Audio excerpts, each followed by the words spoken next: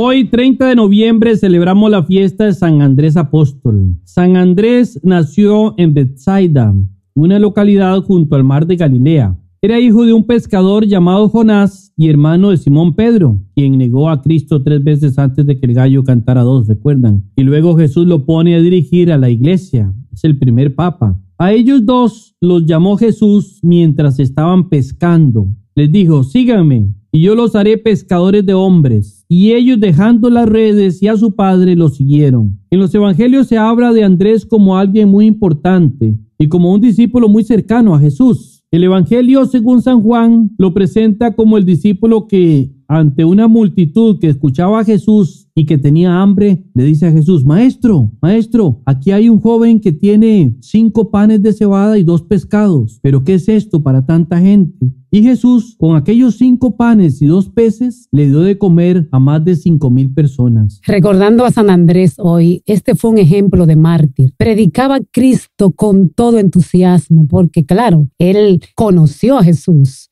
y ya estaba empapado de la gracia de Dios, del Espíritu Santo. Por eso hablaba de Jesús con tanta convicción. Andrés compartió muy de cerca con Jesucristo, escuchó sus enseñanzas, vio muchos de los milagros que hizo, estuvo con él en la última cena, lo vio sufrir la pasión, muerte y resurrección, y también lo vio subir al cielo. Recibió el Espíritu Santo el día de Pentecostés, que lo llenó de entusiasmo y valentía para anunciar el reino de Dios. Fue un gran predicador, un testigo fiel del misterio pascual. San Andrés es el patrono de Ucrania, Rusia y Rumanía, donde, según dice la tradición, fue un gran misionero. La tradición menciona el acontecimiento de su condena y su muerte con esta descripción: Andrés llegó a la provincia de Acaya, donde convirtió a muchas personas al cristianismo y construyó varias iglesias. Entre los conversos estaba Maximila. Maximila era la esposa del procónsul del Imperio Romano, que se llamaba Egeas. Cuando el procónsul se enteró, acudió a la ciudad de Patras para ordenar a los cristianos que hicieran sacrificios a los ídolos paganos, a los dioses del imperio. Andrés le dijo: nosotros somos hijos de Dios y no adoramos otros dioses, solo hay un Dios verdadero. Más bien yo te invito a conocer a Jesucristo, que se hizo hombre y murió en la cruz por nuestra salvación y fue sepultado, pero resucitó de entre los muertos, dándonos vida eterna. Y el procónsul, muy enojado, dijo: detengan a ese malcriado, métanlo en la cárcel para que aprenda a respetar. Los soldados detuvieron a Andrés y lo encarcelaron. Algunos días después, Egeas lo interrogó, ordenándole adorar a los ídolos del imperio, y lo amenazó que si no lo hacía, lo condenaría a muerte de cruz. Andrés se mantuvo firme en la fe y más bien lo invitaba a hacerse cristiano, a conocer la doctrina de Cristo, para que conociera la verdad. Egeas mandó que lo azotaran 21 hombres. Luego lo llevaron al patíbulo, lo desnudaron y lo crucificaron en público. Cuenta la tradición que duró 2 días en morir, y durante este tiempo animaba a las personas que se acercaban a creer en Cristo para que tuvieran vida eterna. Mucha gente estimaba a Andrés y protestaron contra Egeas por el trato que le estaba dando al misionero. Entonces el procónsul pidió que lo desclavaran de la cruz. Todavía no había muerto. Pero cuando los soldados se acercaron para desclavarlo, quedaron paralizados de pies y manos. Tras esto, Andrés dijo una oración y la cruz se iluminó por media hora, y en ese tiempo Andrés murió. Maximila, que era la esposa de Egeas, se hizo cargo del cuerpo y le dio sepultura. Y ese día, cuando Egeas regresaba a casa, dicen que murió repentinamente. Este apóstol